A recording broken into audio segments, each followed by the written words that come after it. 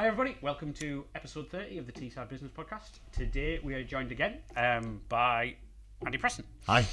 So we've been in and we've obviously done one of the previous podcasts that we'll link to below, which was kind of like your career history. Now you came through and started in London and then went into your various ventures and stuff like that.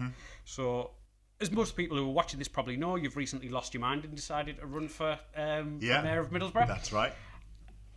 Before, obviously, we've talked about this before. We've had Ben on. We don't really talk politics, and we'll talk about a couple of bits. The first thing I've got to really ask is why. It's not like you were you'd done finance, and to be fair, you could have come back, I imagine, and thought, well, I don't really need to work anymore. I can just play with my kids or sit in the garden. Yeah. But you had a million projects on, and we've worked together, so I've seen your schedule, and I know kind of what it's like, and literally is. So it's not like you had loads or any free time really to do. No. So doing something that's unbelievably intensive plus all the other stuff that you've got going on, of still being involved in the charities, the businesses, level Q, investing, helping people from it's a bit mad, to be honest.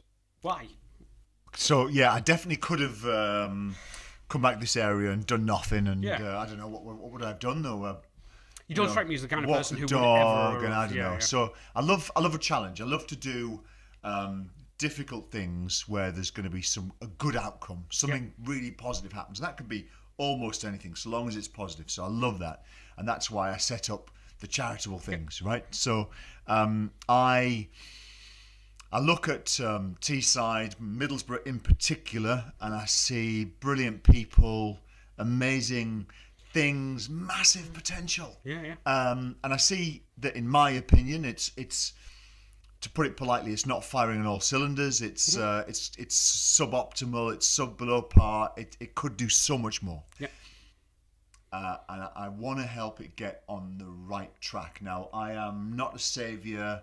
I'm not a Superman. I'm not a saint. But I do have some skills that I think would be really useful. I think have been lacking. And I think we've got some great people that work in the town hall. And we've got some fantastic businesses. We've got some great charities, some awesome sports clubs. And I would like to be the person that unites them and helps to get the whole town to get on a new track towards more energy, more prosperity, more confidence and more ambition. It's... we've talked about it in private and on the podcast, and Ben and everybody who's been on the podcast, there's some unbelievable gems in Teesside and Middlesbrough. Don't get me wrong, we've got our problems. Everyone's got our problems. But one of the things I was really keen to talk to you about is, obviously, you've had a very successful career in business, and I kind of noticed that, obviously, Ben Houchin had a career in business, and then obviously he's very business-centric. One of the things that you've obviously talked about a lot is bringing investment into the area, bringing jobs into the area, and supporting business locally, which has been close to your heart for God knows how long. So I'm interested to kind of find out what kind of the skills that you've got, what kind of holes are there already and this is no disrespect to anybody who's currently in politics or anything like that, because I'm very limited in my knowledge of it, but they've been politicians or work within the council and with where that's very, very different to running businesses and doing business. So what are you hoping to achieve? Let's say. So that's a very long question. Sorry, it's a very long question. The very all-encompassing one. Sorry. I think I have a huge amount of compassion. I think I have a lot of capacity for sympathy and empathy, and that on its own doesn't do much. But that, with my own personal energy and desire to see results and skills that I've picked up in business and marketing, I think will allow me to reach into communities, to work with them to try and find some solutions to some of the problems, to work together and fight, to work with brilliant businesses and help them create even more jobs, to work with our institutions. A big thing that I was really cross when I learned this, and I'm being polite saying the word cross. You're free to swear on the podcast. We've had a few people swear now that it's gone. I know, but I don't think I should. I'll swear my head off. Later on, but when we got to turn the mic off. But I don't think I should. I was really, really cross. I'd heard a story that Middlesbrough Council had awarded a contract for some branding work, in particular a new slogan, right? Yep. Now, they came up with a slogan. It doesn't matter whether that slogan is good or bad. That's not the point. The point is this contract, £50,000, which to a growing business, perhaps like yours, that is hell of a lot of money. Is doing well, is hiring people, but money's always tight. Yep. That could be a game changer, right? Yeah. That could propel you into a position where you take on new staff and you become a monstrous organisation. Yeah, overnight it could change your business. No Absolutely. doubt about it. Well, instead of doing that, instead of giving that £50,000 contract to one of the brilliant businesses that are just a handful of miles from Middlesbrough Town Hall, they gave it to a London agency. And I saw that, and I was annoyed. I was annoyed from the start, but I kind of put it to the back of my mind and got on with my life. And then when I asked around over the last few days from branding agencies that I know personally, I asked them if they'd been invited to tender, and I can't find a single one that was invited to tender. So I think that contract has been deliberately channeled to a London agency. So just handed over. Yeah, now that's £50,000. I suspect there are many millions in Middlesbrough Council. So it's a mission of mine to aim. I can't guarantee it. Every single contract that goes out is going to be given to a TS company, a Teesside-based business. And I'll go to the university. I'll go to South Tees Health. I'll go to Middlesbrough College. And I'll persuade them to have the same aim. And we'll take the number of local contracts that are awarded from there to up there. Yeah. And that will create hundreds, possibly thousands of new jobs at no extra cost. I've been doing loads of research into this. And basically, if I walk down Stockton High Street and I go into WH Smith and I spend £1, only 40 pence of that pound stays in the economy. Okay. The local economy. Yeah. The other 60 pence goes to the building owner who'll be in the south, shareholders, head office, and all the rest of it. Yep. If I got the newsagents next door, owned by your neighbour, say, 63 pence of that money, that's more than 50% extra. Yeah. So the impact on the economy of buying local and giving business out locally is massive. Oh, yeah. So small changes like that will have a colossal impact on our economy, on opportunities, on vibrancy, and on the actual level of prosperity that we have. Yeah, it's one of the things. I'm sure I mentioned it before, but when you do there's loads of Facebook posts and that of when you do business locally, but it's not just that business that you're doing it with. So if, say, someone does business with us, it's great, you provide for my family, the staff's family, but it's also all the other local businesses that we do business with. Absolutely. You're providing for them and their family, and completely. It just goes out and out and out. So and out. If I become mayor and I'm in the mindset of only buying local, that's great, that's an improvement. But if I persuade you and everyone else to buy more local, the impact is massive. Oh, yeah. We're talking about hundreds of millions of pounds extra into the local economy, which would transform the place. Oh, massively. It won't be easy, but it isn't that difficult either. No. It's kind of nothing. Well, my dad always used to say nothing ever worth having ever came easy. Sure. So it's one of those things that if you want change, there is going to be work involved with it. Unfortunately, you haven't got a magic wand, and anybody who says that they haven't will solve problems like that overnight is just trying to vote on for nothing. Yeah. So one of the things that I not keep my eye on, but kind of interests us, and I suppose a lot of people, is the high street when it comes to business and things like that. If you go, you mentioned Stockton High Street down there. Yeah. And I'm from Stockton. If you go down there, you'll see bars, betting shops, Greggs, and a couple of charity shops, but all Marks and Spencer's really moved out of there, and that was one of the longest standing ones. Yeah. I saw an article, Morrison's and Marks and Spencer moved out of Harrogate. I know that's not us, but it's still local. Is there anything that councils could be doing to get business back into the high street instead of away from it and shopping and things like that? I know you recently commented that there was money being invested, I think, into Middlesbrough, but it was removing a clock or the thing like that, and rather into something else. I think there are things. First of all, it is really hard. There's a global phenomenon. You go to Manhattan, some of the richest streets there, some of the retail brands that everyone grew up with. In New York are leaving town, and it's very destabilising when you see that happen, isn't it? Yeah. So it's not just an issue that's happening in Stockton, Middlesbrough, Red Kites. It's all across the globe. The bigger challenge that we have is been the depopulation of our centres.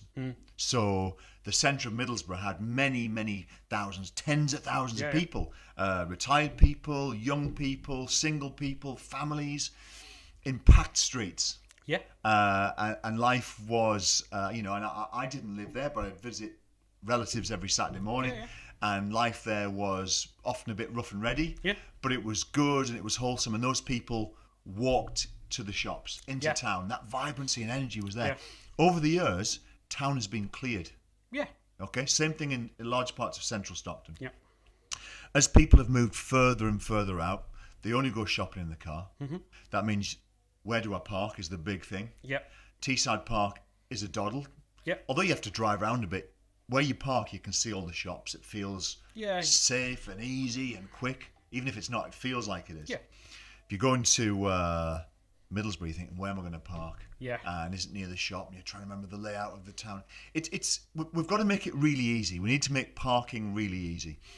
Making Stockton High Street pedestrianised probably made loads of sense 20, 30 years ago. Yeah. To me right now, it makes no sense at all. If you had a short-term parking system where someone could drive in, park for 45 minutes, I think you'd see a pickup in footfall in the town. Now, do you think that these kind of things, like, I don't know if it's true, but I'm sure that I heard the side of Linthorpe Road that Syke is on, behind Syke, there was loads of street houses that, for whatever reason, have now boarded up and getting demolished and stuff. I'd heard that was going to be pedestrianised, but I don't know how true that is. Sometimes things are a bit like... There's been lots of talk about pedestrianising large parts of Linthorpe Road. Right now, what I do know is there's a plan which has got nearer after loads of false starts for a student village behind Syke. Yeah. If I become mayor, my goal is to use that as a springboard for repopulating that area with beautiful new housing, creating urban villages with I saw the post that you shared, I think, this morning for that. And I'm really excited and ambitious for that. And I know there'll be doubters and knockers say, oh, well, I wouldn't live there for this, that and that. I can show you areas all around central parts of towns and cities across Europe where they've changed really quickly by creating the right kind of houses. But that's the key for Stockton, for Middlesbrough, is to get people back into the centre. We need to get in Middlesbrough, we need to get 4,000 to 8,000 new people living in the centre. The boost to the shops, to the nighttime economy, and to a reduction in crime will be huge. So one of the things that you mentioned there was parking. Now, before you came on the podcast, we put out a post in if you want to ask questions, and a couple of people have messaged us and asked us about parking. Now, again, I'm not wanting to discuss policies and all that kind of thing. There's a lot of people saying if you make parking free, more people will come into the town. What I'm kind of interested in, I want a bit of a slant, is it actually feasible from a revenue perspective as a business? Because obviously the parking must generate a huge amount of revenue for the council that allows them to do things like that a lot of people probably take for granted, keeping our streets clean, and maintained in a general way. So is it actually feasible that you could make parking free, or is it, we'll do this here, but that means that we've got to put something up over here for it actually to be feasible? Is stuff like that possible? It's definitely possible, and especially in the future. What's going to happen in the future is that all businesses that occupy a premises pay rates. It's a tax, really, but it's called rates, but it's really a tax, and they have to pay it. And at the moment, local councils collect that tax and send it to central government. So it doesn't matter that much to local government whether they collect it that efficiently. But before long, there's a rule coming in where they'll be able to keep a percent of what they collect. All right, okay. So it's in their interest to have the town as occupied and as busy as possible, with businesses paying rates.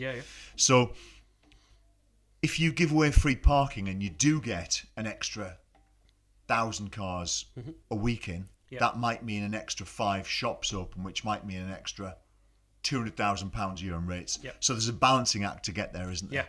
And that's what Teesside Park works on. They're using lots of land for the parking that could be retail, but they have to balance out the cost of not using land versus the revenue of keeping the shops busy. And that's what anyone who's managing a town has to do. So you can do it, you can give free parking, but there is a cost to it. But when councils are going to be responsible for collecting rates and can keep a share, there's a really strong argument for a much better free parking offer. Because it seems that, to, again, not knowing all the moving parts of it, but it does seem like a way to bring people into the town. The problem, Mike, is that some people that have to come anyway just use it. Yeah. So what you've done is you just lost loads of income. That's what I mean. Like when I was talking that's about the challenge. the income side of it. Yeah. Like at the end of the day, if I go to Middlesbrough now, the car parks aren't empty. Yeah. The all are full. Yeah. You know, in fact, to the point where people are buying land and opening up private car parks. It is hard to get parked. Yeah, there's a need for another car park. The council don't agree, but there is a need for another car park. Yeah. And it's only getting bigger. You know, the amount of cars on the road, I'm sure it's something like tripled in the last like 15 years or something. Right. So it's definitely something that we can look at. One of the other things I was really looking forward to speaking to you about is that you've been really big on bringing not only investment into the area for people using business and stuff like that. We've talked about it previously, but the investment culture of business as a whole, as in, you know, outside people investing in businesses in Teesside, we don't really have it. I know, like, there are people who invest in Teesside businesses and help them. And Secretary, I know you're very generous with your time in helping businesses, and I've been for years, myself included. Like, you've helped me. I mean, not that I do it. What can we do? Is there any thoughts where we can start? Would it be a good thing to start bringing in like angel investors and that kind of eyes into the local area? Does that help? Yeah, us? 100%. I got a message last night, actually. I won't mention his name, but a man contacted me and he was looking for advice on how to raise money. Yeah. What we don't have is an obvious, clear network of people who invest in businesses, and we certainly don't have that signpost for anybody who wants to raise money. Yeah. In the world, at any one time, there are loads of people who've got a brilliant business or a brilliant idea that just needs a bit of money. Yeah. Yeah. And not having money holds them back from creating jobs. And at the same time, there's people who've got an excess of money and are looking to invest. Yeah. And we need to find a way of linking the two. Yeah. Right? And we don't have that infrastructure locally. So what I'm hoping to do is chat with Ben Houchin and see if Middlesbrough and all of the other boroughs can work with him and his team to create a launch pad for that, to create a network of investors. Yeah. And have almost like a monthly event, like a mini conference where businesses can showcase what they do. It's all streamed live on Facebook, and investors can go along, and we get that energy and interest, because there are loads of people in Teesside who've got money, a bit more than they need, and always looking for something to do. And we've got businesses in Teesside that could expand and create jobs if only they had a bit of money. And we need to link the two. It's one of the things that I know we've talked about, and we've talked about with previous people, that we just don't have that culture in Teesside. But if you go, you know, away to Manchester and stuff like that, the culture's already there. Yeah, absolutely. Their first thoughts of when, and it's not like we don't have, like, you can say, oh well, it's popular in tech. We don't have any tech business, but we've got loads. Sure. You know, the amount of gaming companies and tech companies and engineering companies and stuff in Teesside is... What we need, I think, are some case studies of people who invested in some businesses locally, made some money, made a great return, and then shout about that. Yeah. Because that'll excite some of the other people who are sat on their money and doing nothing with it, sticking it in the bank, right, to actually invest in some local businesses. We can do that, but it's going to take a bit of time. We can definitely do that. And now I'm going to be talking to Ben Houchin about that. And there is a load of stuff for the investors as well, like tax breaks and stuff like that, I believe. There are great tax breaks. Basically, what the government tries to do is, investing in small startup businesses is incredibly risky. Yeah. Most of them go bust. Yeah. So it's horrible as an investor. So you get tax incentives to invest in these startup businesses. It's still risky, but it takes some of the risk out. Yeah, it like softens the blow. That's the way. Yeah. But I suppose with investing, everybody, you know, if you invest in 10 companies, 8 might go bust. Yeah. 2 might be successful, but then you might get one that turns into... makes enough to pay off the others. You're after the unicorns, aren't you? Like of a kind of spectrum. Totally. So... what was I just going to talk about there? It was just that that was it. So one of the reasons that we talked about this with Ben when he came on is the social side of marketing and politics. That they've never really kind of been close together, but now, like, you've got Ben and stuff was highlighted as the politician who spent the most in the country on Facebook advertising, and yourself, who's like really like big on it, rather than doing like ads in the paper and whatnot and stuff like that. Do you think it's something that has been very, very beneficial to your campaign of like awareness and things like that, getting in? You know, we chatted briefly about, and you talk about it in all your videos and stuff, is you like, well, I suppose, is it your constituents will be talking to you? They ask you questions constantly through it and things like that, so they can kind of like, you know, you can't just ask Theresa May a question or something like that. But, sure. You know, probably a good thing. But do you think it's one of the things that people need to really like look at, like when it comes to politics? I think first of all, I think everyone should. No, that's not fair. Most people would benefit from being on social media and being active Yep. in a limited capacity. It's not healthy to be at 3 a.m. on Facebook looking at videos of cats on a skateboard or whatever. You know, that's not good. But to be sharing ideas, to be learning is an immensely powerful thing. And whether we like it or not, we're all in a world now where we've all got a brand. Yeah. And if you're not on social media, you've got a brand, which is your anti-social media, and you're discreet, and maybe it looks like you hide. Yeah. If you're on social media, your brand becomes quite evident. Yeah. So I really believe, for example, if I'm elected mayor, I can't legally make, but I will get as near to forcing as I can, forcing every councillor to be very active on social media. Yeah. So that their residents can see what they're doing, can see whether they're good or bad, see whether they're lazy or active, ask them questions, challenge them, and have a means. I speak to people and they say, well, the council haven't sorted this out. And I said, well, have you been in touch? They said, well, I don't really know how to. I would really agree with that. But of course, you've got a Facebook account. Yeah. If your ward councillor was really active, it would pop up on your newsfeed, right? Yeah. So you'd comment, criticise, praise, whatever. So I'm on a big mission to raise that and get that going. I think being on social media is really important for politics. It's being reachable and visible. Interesting. I think every medium is important. Leaflets are very important. Yep. People see a leaflet, they pick it up. Mm-hmm. Most of them go in the bin. Yep. Sometimes people sit down and read them. Putting adverts in the newspaper is largely, sorry, Gazette and other people, but advertising newspapers is largely a waste of time, and it's an historical thing, and it doesn't matter. It works for some areas of business, but as a rule, print advertising is not a great way to spend your money. As a rule, it suits some businesses, and it depends what sector you're in. But as a rule, being in the newspapers is very valuable. Yeah. If there's a story about what you do, about your organisation, about you personally, that's a really strong thing, and that does get your message across. But paying £500 for half a page doesn't do much at all. No, there's no ROI on there for either. What's great, as you know about social media, is you can measure how effective it is. But what I really love is that if I put a post up now, say I sat down with Mike Lang and we talked about this, that, and the other, and a picture of us, people can comment and say, "You idiot." Yeah. And I can ignore it, or I can reply, I can engage. People can say, "Well done, great, really enjoyed listening to that." And that engagement is really valuable. Yeah. And that's what we all crave, isn't it? Is contact and interaction. And I'm not saying that's better or worse than physical, personal interaction. Yeah. But it is interaction, and it's valuable. And for politicians or anybody that needs to communicate with a large group, it's perfect.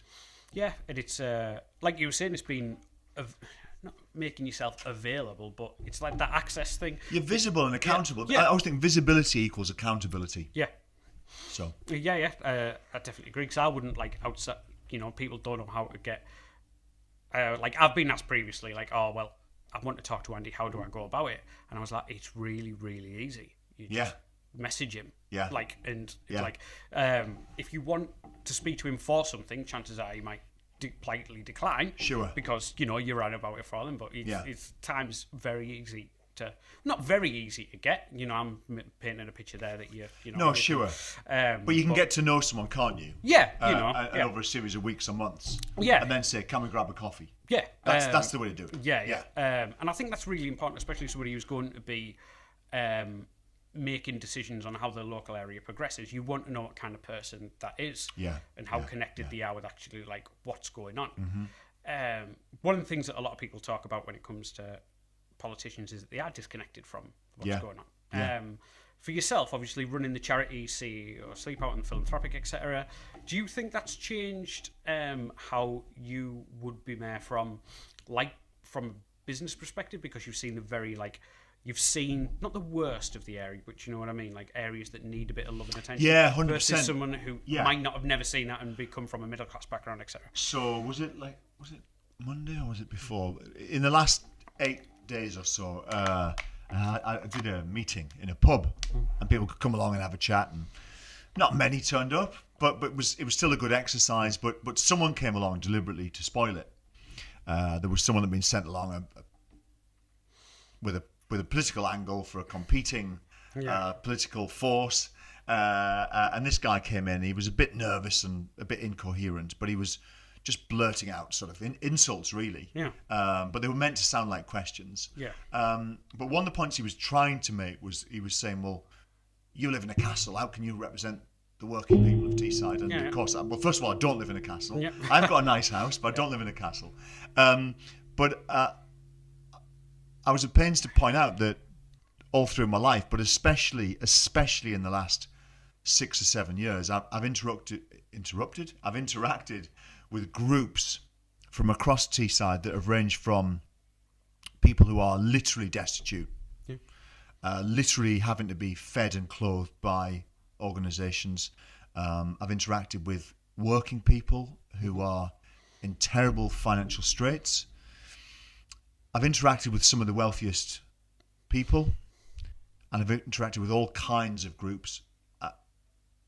And to me, they're all part of Teesside, and I've got to know them all, and I'm proud to know them all, and I want to represent them. And I think just because I've been somewhat fortunate in my life and I've had the chance to work hard and make some money, that doesn't in any way make me unable to understand people's plight, because I see it all the time. Yeah. And if there was an easy way to fix it, I would. But I do little bits at a personal level and at an organisational level to try and improve it. I do care deeply, and I do want to change things.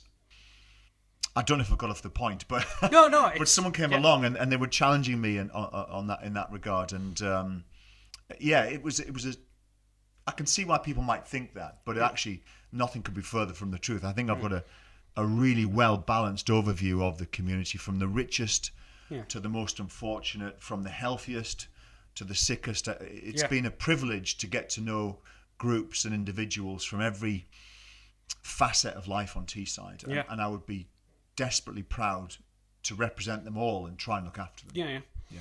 So when it comes to stuff like that, there's that phrase, isn't it, all's fair in love and war, and like some people add business onto that sometimes people like not necessarily play by the not rules, but just be a bit of a prick. I can say it, I know you can. But there is that in politics, like me and you had a conversation the other day, and you said, everybody's playing fair pretty much so far. Why does it happen to the point in politics? There's people who are obviously dealing. You've been I know you don't, but other people who kind of are normal human beings, and then a campaign starts, and then all of a sudden they start be like that. Yeah. Is it the fact that people you think that? I don't know, negativity is going to get them more eyes on it. I think it's desperation. I think that if you have power, the thought of losing that is absolutely terrifying. Yeah. Especially if you're an activist, a supporter, or even in power.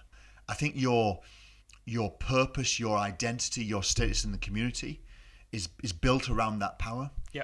And the thought of losing that is terrifying. Yeah. The thought of losing a marriage is terrifying. The thought of losing a job, the thought of losing your home. Yeah.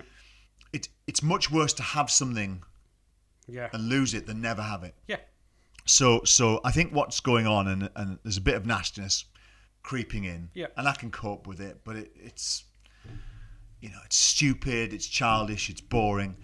What's going on is that people are sensing that they might lose this power. Yeah. And with it, they lose some money, some identity, some status, a sense of who they are. Yeah. Because it defines them. Mm-hmm. Someone said to me that politicians get it all wrong, and they've got 3 goals. The first goal is to get power. Yeah. The second goal is to keep it. Don't let anyone else have it. Yeah. And the third goal is to look after people. Yeah. And of course, it's completely the wrong way around. Right? And I think, without naming names or trying to shame anyone, I'm sure it goes on across the country. And it doesn't matter which party it is. When you've been in power a long time, that's how you feel. You want to hang on to it, and you're desperate. I also think that, speaking to someone who used to be, I'm politically now, I'm like a centrist, and some of my views are quite left, and some are probably accused of being quite right. But I think if you mash them all together, I'm a centrist. Yeah. I could easily vote for a Labour Party. I could easily vote for a Tory party, so long as they were broadly centrist. Yeah. People that with left-wing views, they don't see their political views as being political. They see them as being moral. Yeah. So they think they're crusaders for right versus wrong. Yeah. Now, when you think you're on a moral crusade, you can justify almost any kind of behaviour. Oh, yeah, there's been, great and horrendous things done in the name of, that's right. So good versus I think at both ends of the political spectrum, you get really bad behaviour. Believe it or not, I think it gets worse on the left because they believe they're on a moral crusade. They can justify anything. Yeah. Yeah. So, obviously, you mentioned, like, the political parties there, and obviously I don't want to talk about the political parties, but one of the things that you're running is an independent. Yeah. Which is kind of, and that's coming more and more. I had a missed call off a guy I know that you know, Anthony High, who's also run as an independent. So for those who don't know, what's the difference between running an independent and what does that mean? Is it a case of you saying, look, I'm not biased, I just want something for the good of the area and I've got a skill set, or is it, is that what it means essentially, like running an independent? Just for people. So if you belong to a political party, whether it's Tories, Liberals, Labour, UKIP, whatever it is, when you belong to that party and you stand for election, people vote you in. Yeah. And your job is to look after them, and you can have your own views on things, but you have to toe the party line. Yeah. You have to fit in with the group that you've subscribed to, because if you don't, they'll kick you out. And people do get kicked out of parties. Yeah. Yeah. So sometimes you'll get a conflict where actually you've got a balance in your head. Do I want to stay part of this group for the greater good of the country, or do I want to look after my residents? Yeah. Now, I'm not saying that's faced every single day, but it is absolutely categorically an issue. Oh, yeah. And it comes to play locally. I've talked about crime in Cleveland. Cleveland Police has the third highest crime rate in the country. Middlesbrough is particularly bad. Yeah. Has crime rate much higher than Liverpool's. Yeah. Higher than Newcastle, Sunderland, almost anywhere you can name. Now,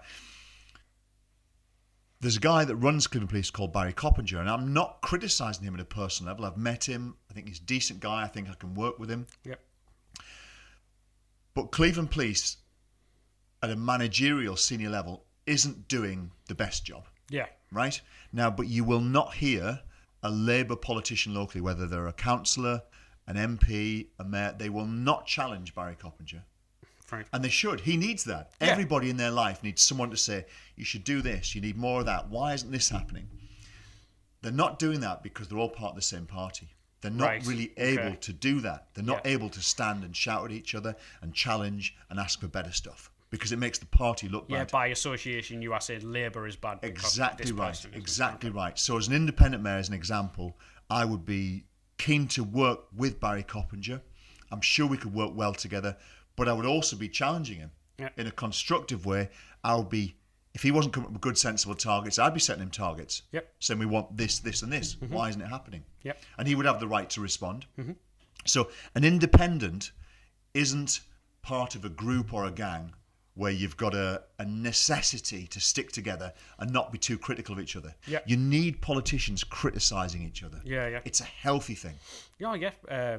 Well, just evaluation of anybody's job. Everybody needs it, and everybody gets it, I suppose. The best footballer in the world goes to coaching. Yeah. And is told, work harder, do this. Yep. Do that faster. Think before you do that. Yeah. We all need that challenge and mentoring, don't we? Yeah, absolutely. Yeah.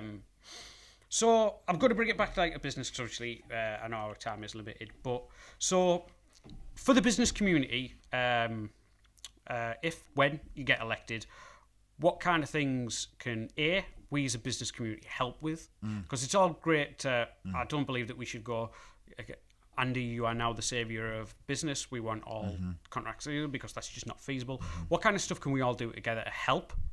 And what kind of stuff would you be looking to bring in that will help the business community? Yeah, okay. So I think three things. First of all, I think we all have to try and do business with each other. Yep. So I think that at a borough council level or a Tees Valley Combined Authority level, we need to come up with ways of making all of us knowing what each other does. Yep. And how we're willing to maybe match any quote, any sensible quote, or give a better service, so we can justify giving business away more locally. Okay. Secondly, my mission is to go and visit every single business Yeah. in Middlesbrough if I get elected. That's a lot. It's a lot, and I can't do that in a month. No. But I will do that, and I will make a real effort, whether it's a small flower shop or a colossal organisation, to understand the business, what it does, and what could I do to help them to grow, to bring more jobs in. Mm-hmm. Third thing I'll be looking to do is bring money in. Yep. Okay. I really want to bring money in. Now, I cannot tell you how much, and I can't tell you where it'll come from. Yep. But I promise you, I am very experienced in raising money. Yeah. Well, in coming up with ideas. Very strong background. Coming up with ideas, explaining ideas to people, giving them confidence in it, and bringing them with me to do something with that money. Mm-hmm. And I believe I could bring lots of money into Middlesbrough fairly quickly. And that will be great for lots of things, but in particular for businesses. Okay. I want to see businesses grow. If they need money, I want to help them get money. I want to see them hiring. I want to see them growing. I want to see them coming to the centre of town. Yep. So they're the three things. Yep. That's phenomenal. So if people have questions, or they want you to visit their business or their enterprise or whatever it is, where are the best places to get in contact? So if they get in touch with me via any social media, Facebook, LinkedIn, Twitter, Instagram, or a website, voteformiddlesbrough.com. Mm-hmm. I would love to hear from people. I love questions, and I really want to visit people. I want to visit people's place of work. Yep. I want to visit their school, their charity, their community, their sports club. I was at Acklam Rugby Club last night, had a fantastic time, and I would love to do more of that. I love trying to understand the community, all the clubs and groups, find out what they do, see if I can help, and I want to join in. Yeah. That's phenomenal. Thanks again for your time, Andy. It's great, obviously, coming and chat. This has been episode 30 of the Teesside Business Podcast. The Teesside Business Podcast is promoted and produced by Person to Person Marketing. Thank you very much for listening.